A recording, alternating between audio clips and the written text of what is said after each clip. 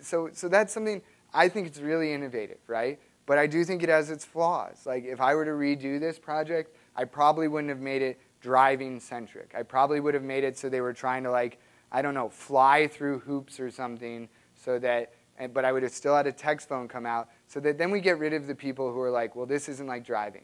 Okay, well, unless I set up like a car right in front of you, nothing's going to be like driving, right? Like so that's kind of a flaw on our part, I think. I think that we could have tried to work it around. At the same time, we did it like driving because the story's about driving and texting. So we wanted to try to kind of relate it. But this is like an innovative thing. At the end, it sends it to a database, and then we show you the overall users' averages on like, and it's like most people were, it proves our point, which is most people were like 40% slower while texting or something, right? Like your reaction time slows down while you're driving and texting. That's really all we were trying to get across with that.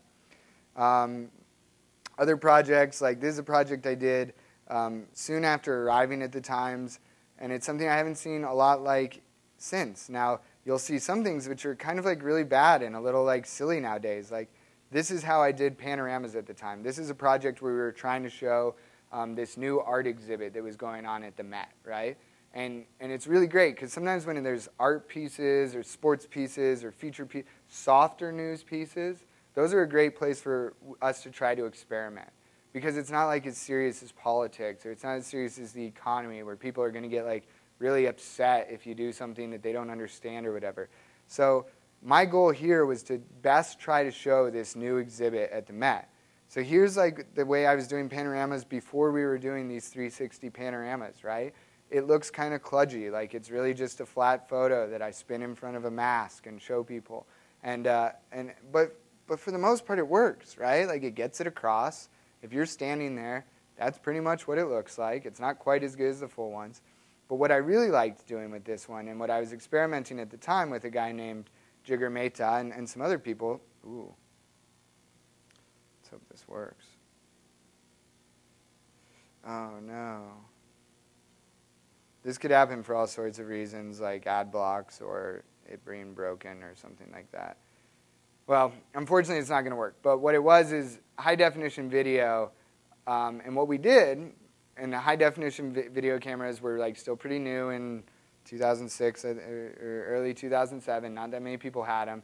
So you have a bust of somebody, right? A portrait, a bust, and the big thing about these is you want to see around it, right? So we set a track around the bust, took an HD video, and walked around it, aiming the HD video at the bust the whole time, right? And then we took this video, which you can imagine, video is usually thought about linearly. Like there's a start to the video and the end to the video. But what we did is we took this video and we just made it so you could scrub it. So basically what you're doing is you're sitting there and you're rotating a head in front of you in high definition. So instead of being like taking a photo of just the front of the head and being like, here's the front of the head, you can rotate the head, you can look at the really definition of the way they use the eyes, you can do all those kinds of things. And additionally, even to take it to the next level, we said, well, a lot of people might not understand the context, right? There's that word, the context of these rooms, or the context of this art. But we so happen to have one of the foremost art critics in the whole world, Michael Kimmelman, sitting on the 7th floor. So why don't we go to Michael Kimmelman, record him, ask him about these pieces, then pop it up and say, hey, Michael Kimmelman, if I'm looking at frescoes from a bedroom, what am I supposed to be looking at? The other room that the Met has from these Pompeian frescoes from Bosco Reale is decorated in a different style. In its way, even more opulent. It has these wild fantasy scenes of cities. So anyways, you get the point. But it's like, what can I do? How can I push it to the next level? Sure, I could stop at panoramas. Sure, I could then stop at object panoramas. But why don't we like leverage this guy we have, this art critic? And for those of you who might not have an art critic around, you could look this stuff up, record yourself, and play that alongside it, right? Like it's not, sometimes I get people saying, well, I don't have an art critic, sitting next to me. And it's like, well, neither did I in grad school, or neither did I when I worked at this place or whatever. Like you can work your way around it, but the idea is there, the idea to push forward. The other one I want to show, which I thought was incredible, is a project that I didn't really have anything to do with other than they somewhat repurposed the link roller, is what we called it, which you saw with Inside the Rings, where we bring links up while they talk. But this is a project called Choosing a President. From the very beginning, this election which was a collaboration mostly for our multimedia team, but that was done by Zach Wise and Tom Jackson and Amy O'Leary and Nancy Donaldson. And it's this really cool collection of interactive graphics and infographics and photography, and then at the same time, to turn out we supplement it with links at the bottom. And, you go through. I mean, and am I always? You go through and you watch this video, and I really encourage you to watch it. It's a great video. It won a Peabody. It was recently part of the Knight Batten Awards. Like, it's just a really incredible project. And you can view these things now. You can save them for later, and at the end, it'll say, hey, these are all the subjects that you were interested in while you were watching the video, like check them out now. But it's really like this thing where it's like, okay, well, we have video. Well, what can we do? Well, let's add some dynamic graphics to this video to better help explain it.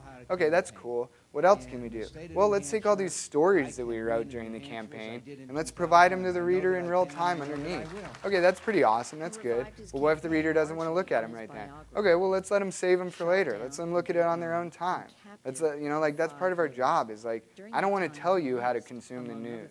I want to give you options on how to consume the news. I want to encourage you to do it in whatever way I think you might want to, but while providing the context and the transparency and the clarity of that.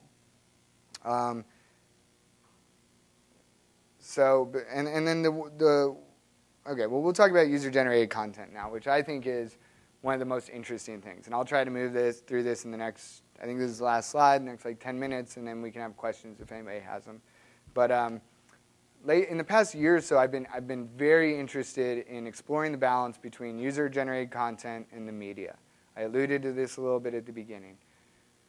While I do think that it's very helpful for people to be able to like donate their puppy pictures, or not donate, upload their puppy pictures, or upload this or upload that, I also think that there's a lot to be gained by leveraging these things and crowdsourcing and saying, okay, well, that's great, but how can we take this and use it to help educate, or use it to help tell the story further, or use it to provide context to people? Some upsides, breaking news. It's wonderful to be able to do these things. Let me pull this up. So this was the first time we did something that we called a quilt at the New York Times. It's probably called a whole bunch of different things. But in one day, on just Inauguration Day, we started soliciting user-generated photos from the inauguration from throughout the world. And so you can come to this project, and it's like, it's just a really cool way to see like how everybody else was viewing the inauguration. And there's stuff from Iraq, and there's stuff from Afghanistan, there's stuff from China, and there's just like really beautiful photographs from amateur photographers. There's like all kinds of really interesting things that you can like go through and see, and there's just thousands of them, like just really wonderful things. So we know they're good for those. We know they're good for sharing things.